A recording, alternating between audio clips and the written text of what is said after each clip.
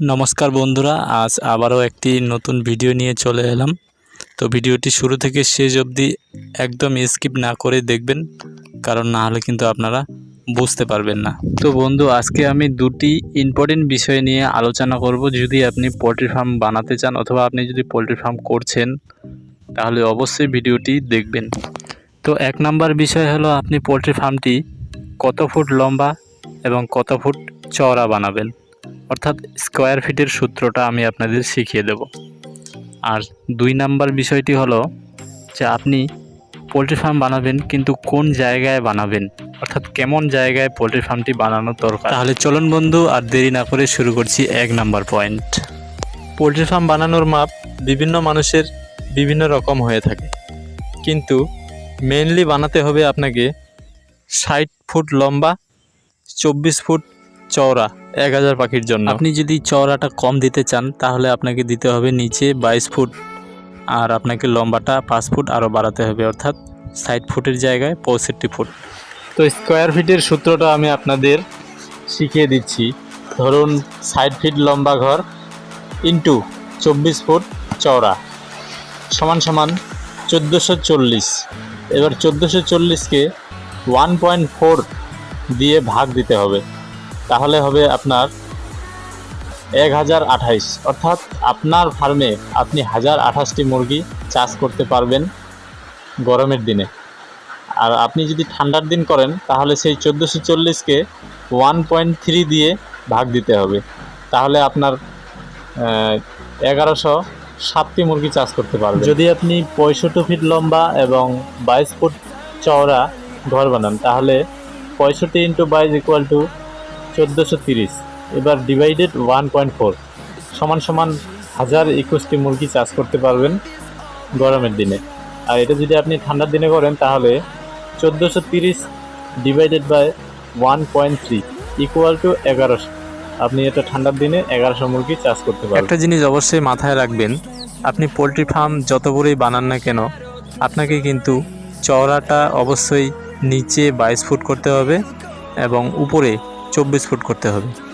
কারণ আপনি যদি 22 ফুটের নিচে করেন, সেক্ষেত্রে দেখা যাবে কি, যখন হাওয়া আর বৃষ্টি একসাথে আসবে, তখন আপনার ফার্মের ভিতরে প্রচুর পরিমাণে বৃষ্টি ঢুকবে, যার কারণে আপনার পুরো ফার্মটাই ভিজে যাবে, কারণ আপনার চওড়া কম হওয়ার কারণে। আর যদি আপনি চওড়াটা বেশি করেন, খুব বেশি, অর্থাৎ 24 ফুটের যদি বেশি করেন, সেক্ষেত্রে দেখা যাবে যে আপনার ফার্মে প্রচুর পরিমাণে গ্যাসের সৃষ্টি হবে, যাকে অ্যামোনিয়া গ্যাস বলা হয়। বড় হয়ে এই গ্যাসটা প্রত্যেকটা ফার্মেই তৈরি হয়ে যায়, আর সেই গ্যাসটা যদি বেশি হয়ে যায়, সেক্ষেত্রে আপনার মুরগিতে অনেক রকম সমস্যা দেখা দিতে পারে। আশা করি আপনাদের ঘরের মাপটা বোঝাতে পেরেছি। তো এবারে 2 নাম্বার পয়েন্ট আলোচনা করব, কোন জায়গায় পোলট্রি ফার্ম বানাবেন। দেখুন বন্ধু, অধিকাংশ মানুষ পোলট্রি ফার্ম বানাতে ভুল করে, অনেকে অনেক জায়গায় বানিয়ে ফেলে, কিন্তু মেনলি আপনাকে বানাতে হবে একদম খোলামেলা জায়গায়, অর্থাৎ ফাঁকা জায়গায়। খোলামেলা জায়গায় বানালে আপনার ফার্মে হাওয়া বাতাস চলাচল করবে, আর সেক্ষেত্রে বড় হয়ে মুরগিতে অ্যামোনিয়া গ্যাসের সৃষ্টি হবে না। পোলট্রি ফার্ম আপনি পূর্ব পশ্চিমেও বানাতে পারেন এবং উত্তর দক্ষিণেও বানাতে পারেন, তবে পূর্ব পশ্চিমে বানানোটা বেশি ভালো।